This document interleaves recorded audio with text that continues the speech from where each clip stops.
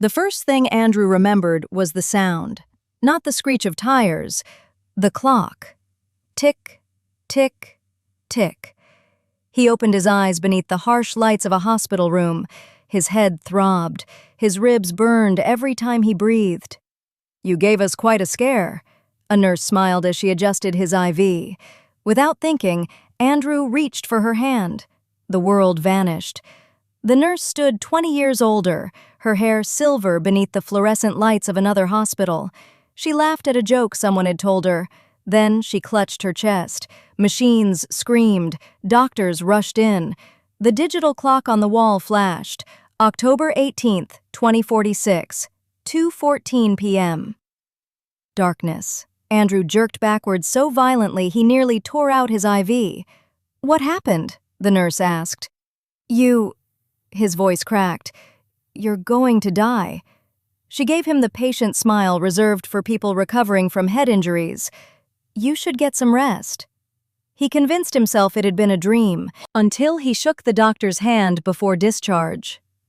Snow. A twisted highway.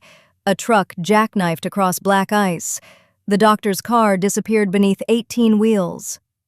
January 9th, 2031, 7:42 a.m. Every touch brought another ending. A cashier, an old man feeding pigeons, a teenager laughing into her phone. Some deaths came decades away, others, hours. Andrew stopped touching people. Gloves became his second skin. Friends assumed he had become germophobic. Dating became impossible. Human contact became terrifying. Then, one afternoon, a little girl tripped outside a grocery store.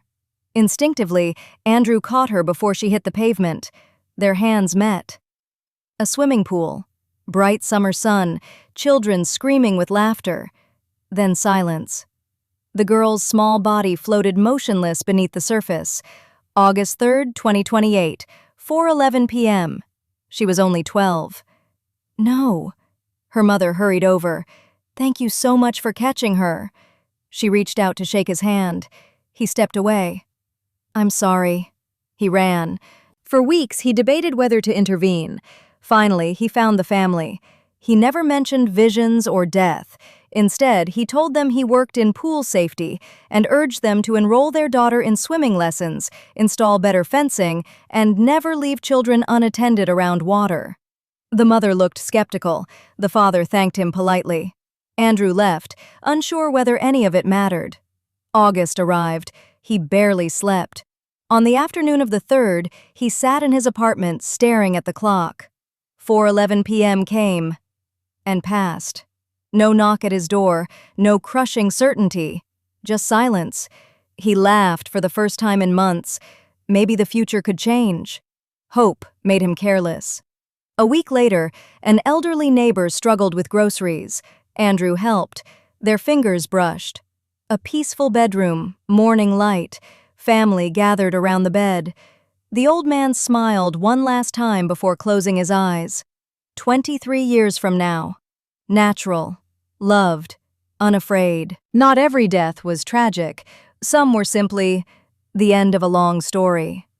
Andrew began using his gift sparingly. If he saw a house fire, he warned about smoke alarms. If he saw a crash, he encouraged a different route. Sometimes people listened. Sometimes they didn't. Sometimes the visions changed afterward. Sometimes they refused to change at all. He never understood why. Years later, after saving strangers and failing others, Andrew met a woman named Claire. She made him laugh. She loved old bookstores and rainy afternoons. She reached for his hand. He froze. "I can't," he whispered. "Why?" Because if he touched her, he would learn the date that every shared sunrise, every argument, every holiday, every quiet evening together would end.